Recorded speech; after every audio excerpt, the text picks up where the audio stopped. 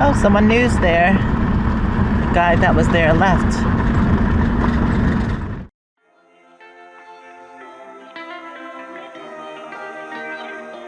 Good morning, everyone. It is a beautiful morning. I haven't filmed in a couple days, just been taking a break. But yesterday was kind of windy, so just stayed inside most of the day. So we haven't been to the top ridge, and I see that RVs are up there. It's been several years since I've actually been up in that area, so I want to take a walk over there and check it out.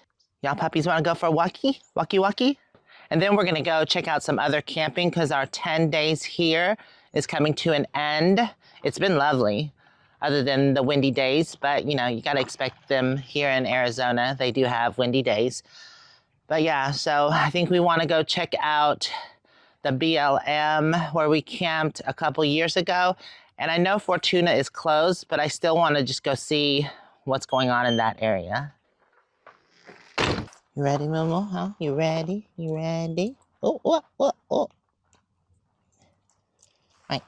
There's actually two entrances, and it's right before our camp spot. I believe this is the worst of the two. Plus, at the end, there's an incline and a lot of vegetation. The incline right here, and as you can see, it has a little bit of washout.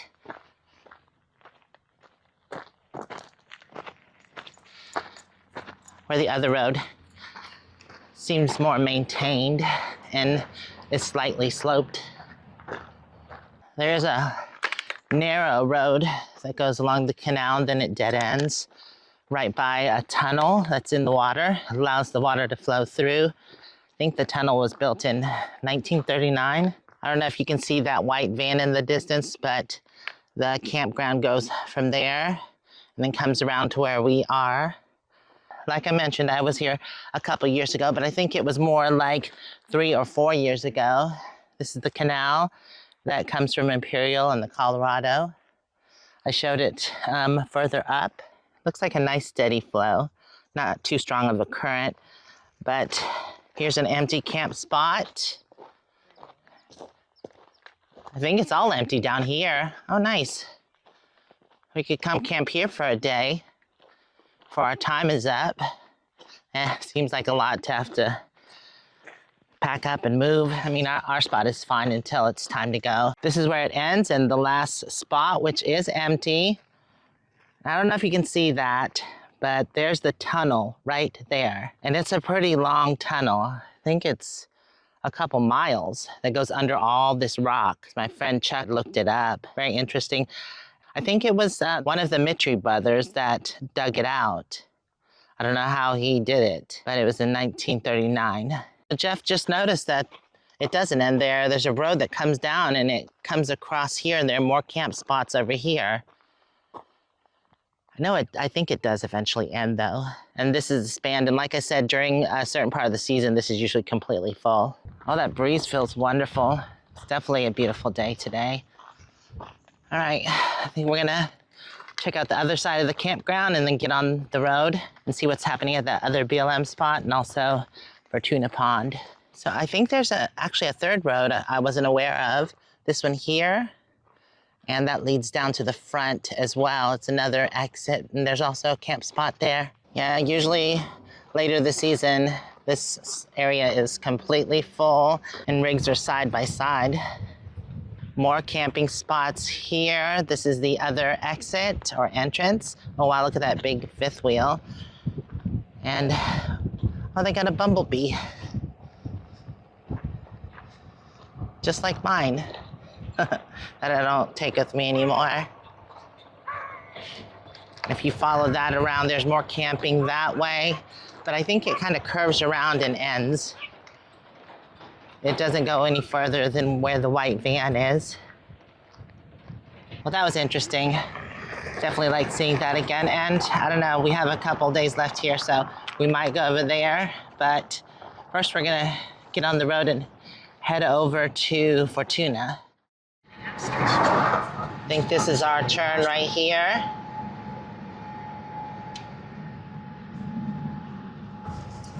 Oh. Same old wide Continue for 3 miles. Dirt road. We're about 2 miles from Fortuna Pond, and look at all the trash out here. There's sofas, couches, mattresses, just a bunch of stuff. Now this looks like locals because they don't want to pay to have their stuff dumped, so they just find a spot and dump it. Because I wouldn't see nomads having a huge couch like that. Yeah, oh, there's even auto parts back there. Wow, junky. There is a canal that runs by this road. And this road used to be very washboard, but they must have graded it. Seems pretty nice now. I don't think I've ever noticed that date farm there. Must be new.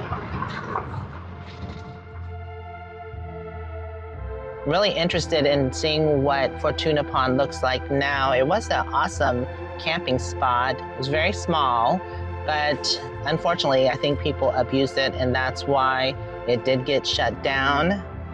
And that's unfortunate, but you know, people find a favorite spot and they tend to stay all season, which is not good because then other people can't use it. So I'm not sure if that's why it got closed down, but it's a shame.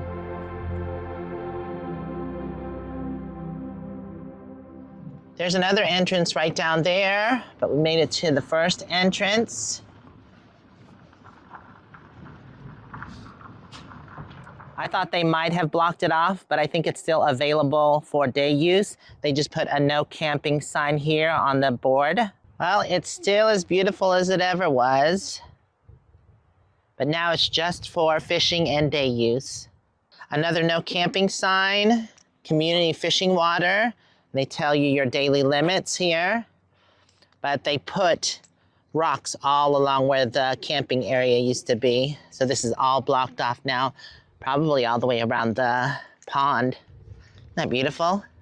Well, the sign is still the same, but they added the no overnight occupancy sticker. There's the rules and regulations set in place, so you're not the only one enjoying it. Other people can enjoy it as well. So that's why stay 14 days, then move on to Quartzsite. It's not that far. There's tons of camping there, and then come back later in the season. I think it's 25 days that you have to stay away. Yeah, it's 25 miles and I think just 14 days. Now it's not everyone that abuses it, but just takes a couple people. Yeah, they definitely added in more large rocks. So that used to be a camp spot right there. And now that it's closed down, it's still a beautiful spot for day use. If you want to come here for fishing or day use, you don't have all the rigs parked along here. You know, another thing, maybe it wasn't the abuse.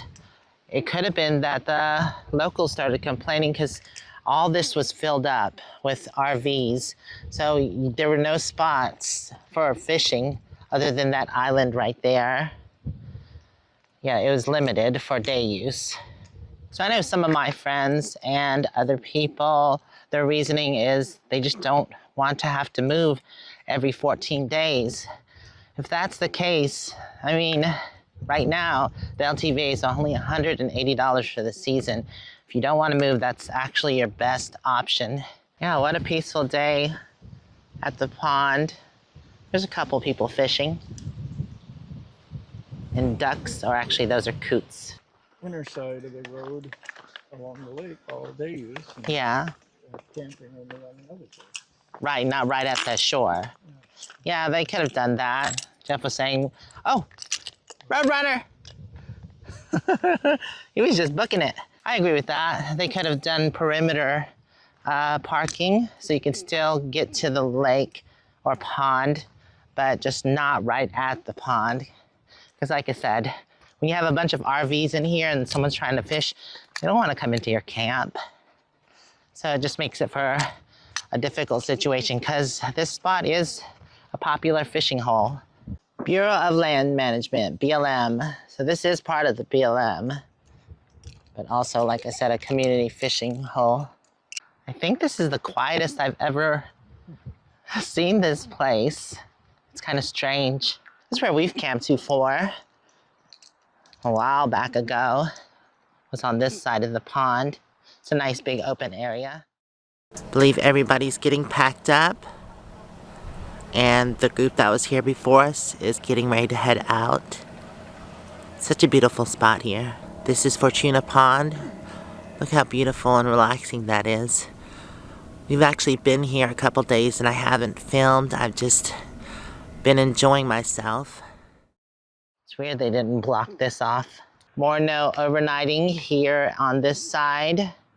I think this just happened last year because we came the year before, not to camp, but just to check it out, and it was pretty busy. We did want to camp here, but there was absolutely no room. There was just some guys fishing back there, and one of them stopped me. They watched my channel. It's pretty cool to meet him. Like Jeff was saying, there are camping spots in here on the other side. They possibly could have left that open for camping, just not camping right by the water. So that way both people could use it. People could come in and fish. You could still camp here, but that did not happen. Oh well. Yeah, not all sites have been blocked off. I'm sure so vehicles can still pull in here and go fishing. So right through here there's a lot right there, and me and my friends have camped there before. It's not right next to the lake, but it's still nice. You can walk to the water. Yeah, it's a shame they didn't leave spots like that available. Ready to go inside, huh? Go ahead, inside. All right, it's unlocked. We're gonna go check out the other BLM spot. That's by a canal as well. Right, Kalaga, right, Kalaga. Licky monster. We're gonna go this way and head out the other exit. The road that we were on actually leads to the place we need to go. So we're just gonna get back on that road. Made it to the one camping area. This front part's supposed to be closed down. Yeah, I know. But it seems like people are still camping here.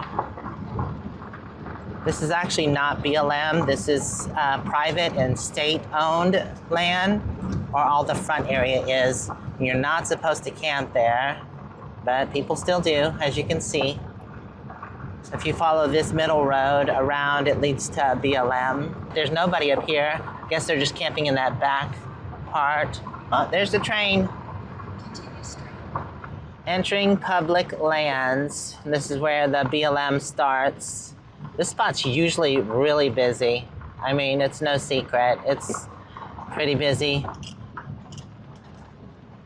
Oh, I guess it's too early in the season. There are several people here, but it's not as packed as it usually is. Usually all this is filled up too. But right by the water is usually what fills up first. Yeah, there's definitely a lot of available space. So we might come here and just stay for a couple days before heading to Quartzsite. What the heck is that thing over there? Do y'all see that? Should go. Oh, it's a shower. Well, that's weird. That's just like it's somebody left it there, I guess. Yeah. There's still a shower curtain around it. Kind of like your big head's in the way. Well, that's different. Oh, the back area is already starting to fill up. It's pretty much full back here. This is pretty close to town, so that's convenient. And it's right next to 95, which goes straight into Yuma. You don't have to go down a long dirt road. We were camped back here 2 years ago. We were here for about a week. It was a nice day. I think this is where it ends. And our friend was right there where those campers are. Okay. Just wanted to check it out. Okay, well, those are those spots. And now I'm gonna run into Yuma. Because like I mentioned in my previous video, I didn't bring any camp chairs. So I'm gonna see if they have any at one of the Goodwills. Right, Kellogg? There's a sign that says state property, no trespassing. Violators will be prosecuted. But there's one person camping way out there. And remember, that's just for that front area. Once you get to the back, it's BLM. Nice. They've widened the road here. That's awesome.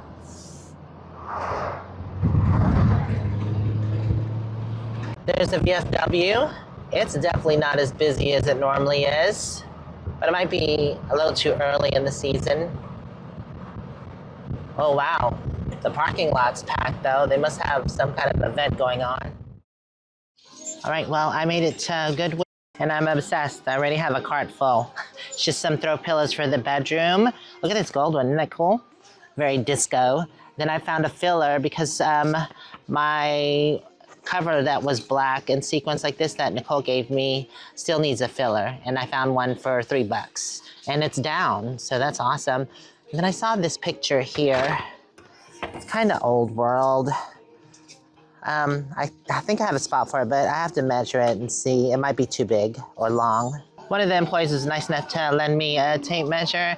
And this picture is unfortunately just like 3 inches too big. Darn it. At least I measured it though. I just put it back and noticed there was a second one, exactly the same there. I don't need any bedding. I went ahead and ordered it online, way cheaper than the stores, and a bigger selection. I'm excited to show you all what I got. Oh, look at these lanterns. $6 a piece. It's not bad. Oh, there's 4 of them. I can do that in my, back on the property, on that lantern tree. Those are cool. I think I'm gonna get them. Oh, look at this campfire grill. It has 2 things on it to keep the pot off of the fire. That's cool. How much is it? $5.50? Would I use it is the question. Well, if I change my mind, I can always put it back, but I'll hold it in the cart. They're already playing Christmas music, but I got off focus. I have to look for a camp chair. This is usually where camp chairs are. I think I see one there. What is this? No? That's some kind of tent, I think. Oh, yeah, tent. Here's a camp chair. Oh, $10. Wait, no, that's croquet. Aha, there's a camp chair. How much is that? Oh, $5. Oh, it's just one of the cheap chairs from Walmart. And oh, it has it's Sportsman Warehouse. That's a $10 chair at Walmart. It's $5.50, so probably not. What the heck is this green monstrosity? What the heck is that? Oh, weird. Some kind of planter holder. Okay, I don't think I have any luck here. I think that's gonna be it. So I've got everything shoved up there. That's where I'm storing the stuff until I get everything to redo my bedroom. Except this pillow right here. I really like it in the living room. $2.49 with 20% off. Awesome. I don't know, I still might use it in my bedroom. It does match my bedding, but I'll show you that later. But I actually did grab 2, and this one has the gold on it that matches the gold pillow here. So this is the one I think I'm using on the bed. And I already had this one on the couch. That's why I decided to buy those since they match so well. Like the designs. You chillaxing, moo-moo? Well, the sun has set. It was a nice day today. We're probably going to leave here in the next day or 2 and start heading back north to Quartzsite. But we'll definitely stop at that one spot and stay there. I'm not sure how long though. But I want to thank y'all for hanging out with me. Hopefully we'll see you in the next video. If you want to check out more videos, whoops, they should be over here. This one here is when we were at Mitri Lake about 6 years ago and celebrated Christmas, if you want to check that one out. And also you can subscribe or check out Patreon. We'll see you next time. Bye for now. Mwah.